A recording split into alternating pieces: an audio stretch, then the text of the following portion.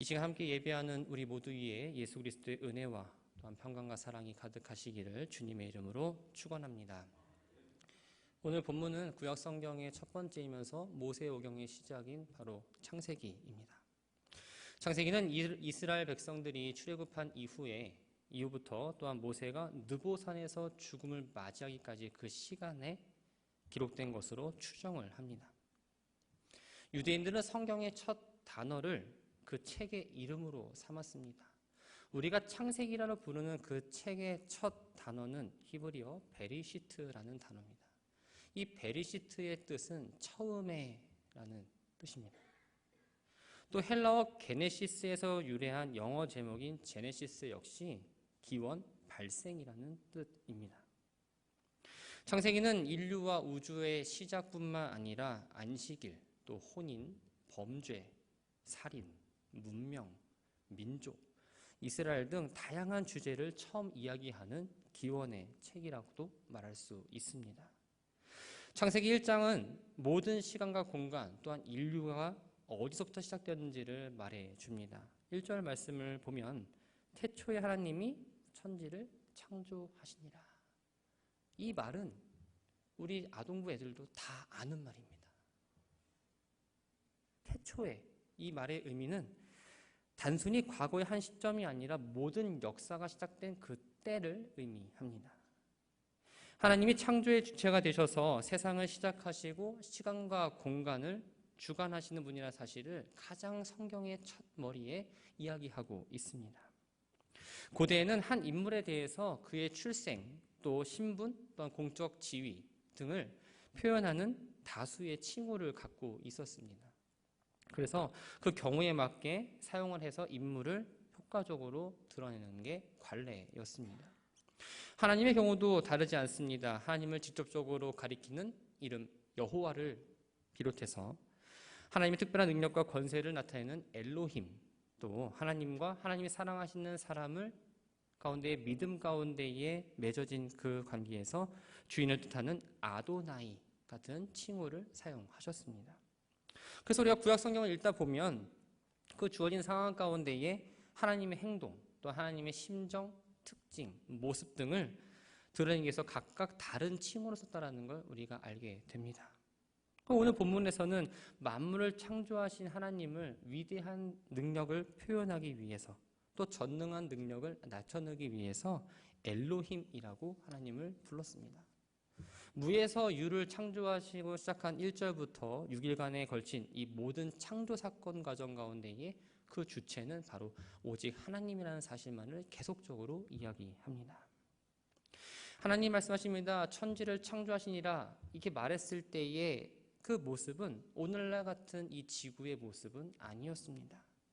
2절 말씀을 보면 땅이 혼돈하고 공허하며 흑암이 깊음이 있었다라고 표현을 합니다. 혼돈, 뒤죽박죽 질서가 없는 상태를 말합니다. 공허, 텅 비어있는 상태를 의미합니다. 땅이 황폐하고 생물이 전혀 자랄 수 없는 무질서한 상태였습니다. 그런데 하나님께서 이 상태를 그대로 방치하지 않으시고 마치 어미새가 맴돌면서 어린 새가 날아갈 수 있도록 도와주는 것처럼 하나님의 영은 계속 움직이고 계셨습니다. 뒤죽박죽 섞여 있는 것들을 질서 있게 만들고 텅 비어 있는 것들을 채우실 때에 하나님의 말씀으로 시작합니다. 창세기 1장을 보면 하나님이 이르시되라는 표현이 총 10번 나옵니다. 이 성경에서 10이라는 숫자는 완전 또한 충족을 의미합니다. 이 말은 하나님의 창조가 말씀으로 완전하게 이루어졌다는 것을 표현하는 거죠. 빛이 있으라 물로 나뉘라 또 천하의 물이 한 곳으로 모이고 물이 드러나라는 등 하나님이 말씀하실 때마다 그 응답의 결과는 모두 그대로 되니라입니다. 하나님 뜻에 따라 한치의 오차도 없이 정확하게 이루어졌고 그것을 본 하나님은 보시기에 좋았더라라고 말씀하십니다. 보시기에 좋았다. 이 말은 단순히 눈으로 보기에 좋았다는 그 의미를 넘어서 하나님이 의도하신 대로 피조물이 잘 만들어졌다. 그 피조물들을 향한 하나님의 애정과 기쁨을 드러내는 걸 의미합니다. 첫째 날 빛을 창조해서 낮과 밤을 나누는 걸 시작으로 해서 넷째 날 해와 달과 별을 만들므로 생명이 존재할 수 있는 공간을 완성시키셨습니다. 그리고 다섯째 날과 여섯째 날에는 준비된 이 공간에 존재할 생명체들을 하나님이 창조하십니다. 사랑하는 성도 여러분, 태초에 하나님이 천지를 창조하시니라, 이 말은 우리에게 아주 큰 의미가 있습니다. 종교라는 이름으로 세상에 존재하는 신과 또한 자기를 신으로 여기는 그것들을 믿는 사람들이 있습니다. 그런데 세상의 신과 종교는 모두 유한하다는 겁니다. 유한하다, 이 말은 바로 시작과 끝이 존재한다는 걸 의미합니다. 그런데 우리가 믿는 하나님, 내가 믿는 하나님, 창조주 하나님을 고백하는 그 하나님은 시작도 끝도 없는 영원한 분이라는 사실입니다. 하나님은 혼돈하고 공허하며 흑암이 깊은 일이 있을 때에 먼저 빛을 창조하심으로 어둠을 물리쳐 주셨습니다. 그리고 그곳을 생명력 있는 공간으로 만드셨습니다.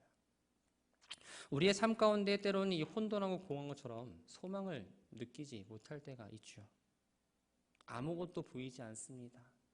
어떠한 박스 안에 갇혀있는 듯한 느낌도 받습니다.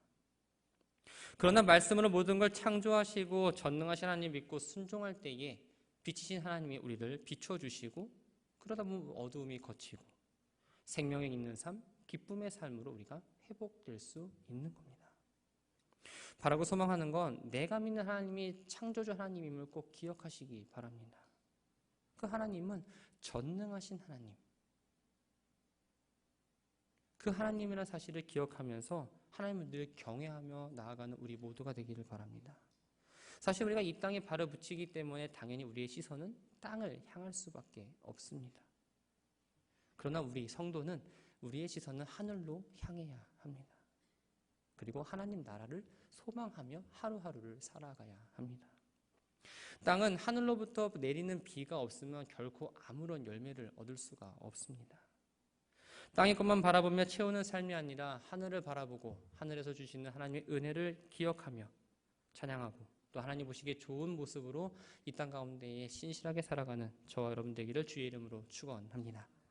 오늘 우리가 함께 읽은 본문은 하나님의 창조 사건의 절정과 마무리에 해당하는 부분입니다. 생명이 존재할 수 있는 공간을 다 완성하시고 창조된 피조물들을 하나님을 대신해서 다스리고 또한 보존하고 살아갈 사람을 창조하셨습니다. 26절 말씀을 보면 하나님이 이르시되 우리의 형상을 따라 우리의 모양대로 우리가 사람을 만들었다라고 말씀합니다. 하나님은 이제까지 무엇이 있으라 라고 말씀으로 창조하셨습니다. 그런데 본문을 보면 사람을 창조하실 때에는 사람이 있으라 이 표현이 아니라 우리가 무엇 하자라는 말로 창조하십니다. 우리라는 표현을 통해서 하나님께서 사람을 창조하실 때에 성부와 성자, 성령, 삼위 하나님이 밀접한 협의 가운데 만들어졌다는 걸 우리는 알게 됩니다. 사람을 창조하실 때에 다른 식물과 동물을 만들 때처럼 각기 종류대로 말씀으로 하지 않으셨습니다. 이사야 선지자의 고백처럼 토기장이 되셔서 흙을 빚어서 사람을 만드셨습니다. 하나님의 특별한 관심과 사랑으로 만들어졌기 때문에 하나님께서 인생의 주관자라는 사실을 우리가 깨닫게 됩니다. 그러나 우리의 현실은 하나님이 주관자 되어 살아가기보다는 내가 늘 주인 되어 살아가는 게 익숙합니다. 내가 가지고 있는 힘, 내가 가지고 있는 지위, 능력, 어떠한 경제적 조건 모두가 하나님이 나에게 주신 것이라는 사실을 잊고 다 내 것이라 생각하면서 아주 교만하게 살아간다는 거죠. 주어진 것들을 사용함에 있어서도 하나님 원하시는 방법, 하나님의 방법과 목적이 아니라 내 생각과 내 방법으로 이루어지다 보니까 그 영광과 모든 것들이 다 나에게 향해야 합니다. 이 땅에서 승승장구하며 잘 사는 것 같지만 사람이 보잘것없는 존재라는 것을 느낄 때가 있습니다. 바로 장례식장을 가면 부질없다라는 생각이 절로 듭니다. 성경은 이렇게 이야기합니다. 너는 흙이니 흙으로 돌아갈 것이니라.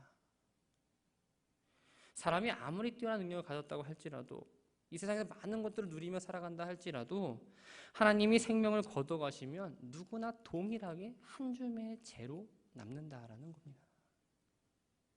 사랑하는 성도 여러분, 내가 어떤 존재인지를 깨달을 때에 우리의 삶은 변화됩니다.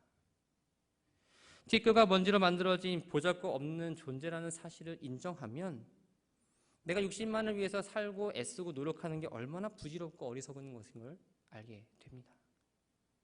또 하루하루 살아가는 그 자체가 정말 하나님의 은혜라는 것도 깨닫게 됩니다.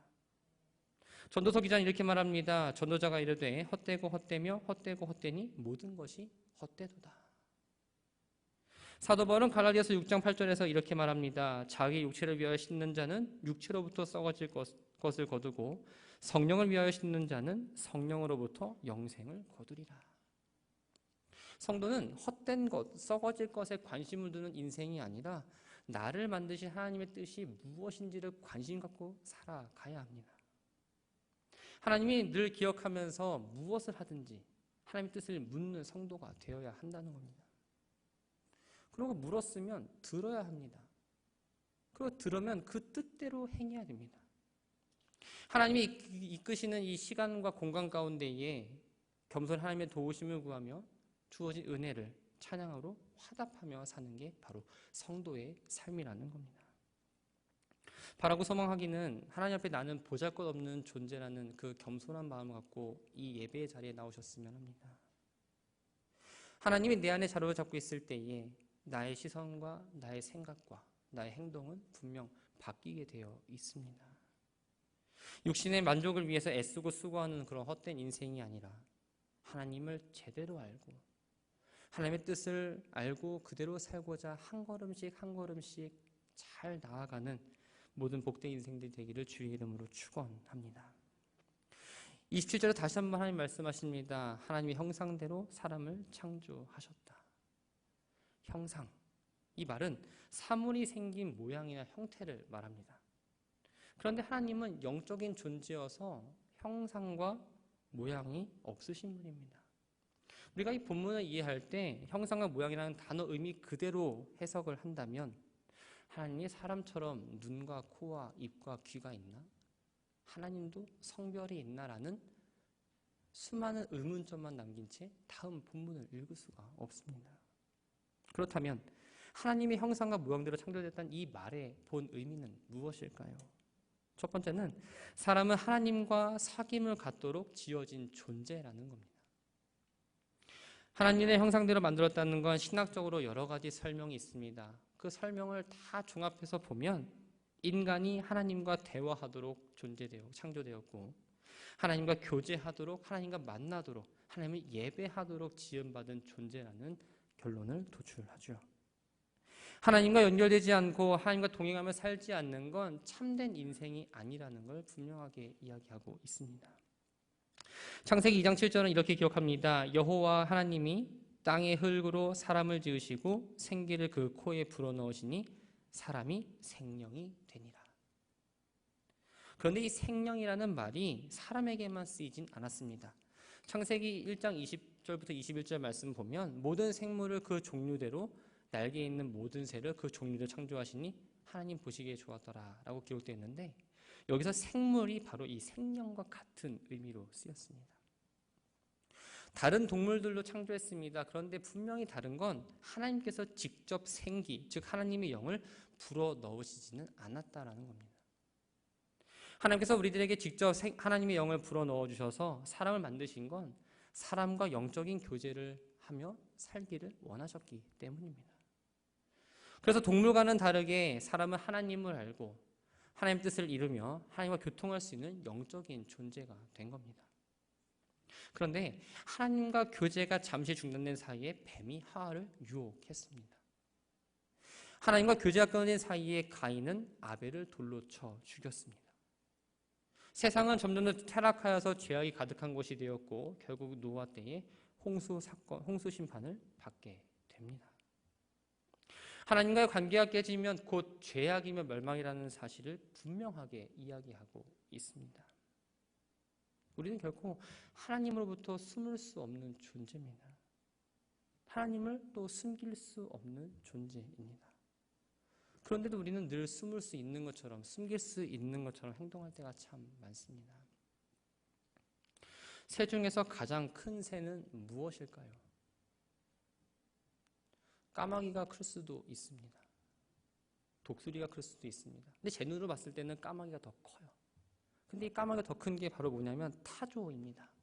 이 타조는 키가 2m에서 2m 50cm라고 합니다. 몸무게는 140kg의 아주 큰 몸을 가지고 있습니다. 그런데 이 문제는 날개가 너무 작아서 날지를 못합니다. 그러다 보니까 달리기는 잘하는데 시속 90km 정도의 빠른 속도로 달립니다. 근데 이 새가 웃지 못한 행동을 할 때가 있습니다. 자신을 쫓겨오는 적이 따라올 때에 모래밭을 만나면 머리만 처박는다는 겁니다. 머리는 흙에 박혀 있지만 몸은 밖으로 나와 있죠. 어리석은 타조는 고작 머리만 머릿속에 파묻은 채 자신이 모든 몸을 가렸다라고 생각을 했던 겁니다. 우리 속에 하나님의 형상이 있음에도 불구하고 다른 사람이 보지 않으면 내가 저지른 죄를 모르겠지, 하나님 모르시겠지 하면서 생각을 합니다. 그러나 이런 생각은 하나님이 살아계심을 인정하지 않는 모습입니다. 우리는 하나님께서 나를 향해 눈을 떼지 않고 있다는 것과 하나님은 늘 나와 연결되어 있다는 사실을 잊지 말아야 합니다. 죄된 모습, 하나님이 원하시지 않는 모습으로 살아간다면 우리는 다시 그 모습을 내려놓고 하나님의 형상을 회복해야 합니다. 성 어거스틴은 내 영혼이 하나님 안에 있기 전에는 참 평안이 없었다라고 고백하면서 하나님 안에서 교제할 때에 참 평안이 있었음을 증거하고 있습니다. 돈이 있다고, 명예가 있다고, 아는 게 많다고 평안한 건 아닙니다. 하나님과 올바른 관계에 서 있지 않으면 아무리 내가 좋은 상황이더라도 하나님 주시는 그 마음, 그 평안, 또한 기쁨, 자유를 제대로 누릴 수 없게 되는 거죠. 사랑하는 성도 여러분, 하나님께서는 우리를 향해서 창조하신 분명한 목적이 있습니다. 그 목적을 알기 위해서는 내가 먼저 하나님과의 관계를 점검해야 합니다. 하나님은 우리를 찾고 하나님은 우리가 하나님과 먼저 교제하기를 원하십니다. 관계는 무엇일까요? 바로 만남입니다. 이사야 55장 6절 말씀을 보면 너희는 여호와를 만날 만한 때에 찾으라, 가까이 계실 때에 그를 부르라 라고 말씀하십니다. 하나님 만나기를 사모하시기 바랍니다. 하나님을 만나기를 사모한다면 당연히 이 예배의 자리에 나오는 그 마음이 달라질 수밖에 없습니다. 7시니까 예배 가야지, 5시니까 새벽기도 가야지가 아니라 나 이 시간에 일어나서 하나님 만나러 가야지, 내가 하고 싶은 건 내려놓고 하나님 만나러 가야지, 벌써 이 예배당에 오는 마음 자세부터 달라진다는 거죠. 의무감을 앉아서 열심히 예배드리는 것보다 하나님을 더욱 영과 진리로 예배할 수 있습니다. 영과 진리로 예배하다 보면 내 이야기만 하고 아멘하고 저 문을 열고 나가는 게 아니라 하나님의 음성을 듣기 위해서 더 귀를 기울이고 더 이 자리에 앉아서 하나님을 간절히 찾게 됩니다. 성경에 기록된 믿음의 사람들을 보면 하나님의 음성을 듣고 그 음성에 따라 살기에 기뻐했습니다. 하나님 우리들에게 말씀하십니다. 음성으로 말씀하시기도 하고 우리들에게 주신 이 성경으로 말씀을 하십니다. 이 성경에는 하나님의 마음이 담겨 있습니다. 하나님 우리를 향한 계획이 담겨 있고요, 하나님을 향한 우리의 뜻이 있습니다.